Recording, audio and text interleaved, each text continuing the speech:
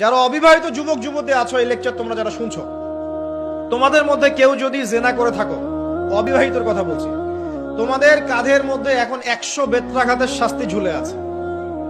সূরা নূরের 1 থেকে 3 নম্বর আয়াত পড়ে দেখবে, ওর শাস্তি হচ্ছে 100 বেত্রাঘাত, তাও জনসমক্ষে, এবং এক বছরের জন্য নির্বাসন। এই বিধানগুলো যদি পৃথিবীর কোনো দেশেও না থাকে, আসমানে আছে। মরার সাথে সাথেই এই বিধান কার্যকর হবে ইনশাআল্লাহ। বাঁচার বুদ্ধি কি? একটাই উপায় আছে। এই লেকচার কানে চলে গেছে, অনতি বিলম্বে ওযু করবে। ওযু করে খালেস ভাবে রাতের শেষ রাতে জায়নামাজ বিছাবে। জায়নামাজ বিছিয়ে আল্লাহর সামনে দাঁড়িয়ে 2 রাকাত নামাজ পড়বে। পড়ে নিজের পাপের কথা স্মরণ করে চোখ দিয়ে দরদর করে পানি ফেলে দিবে।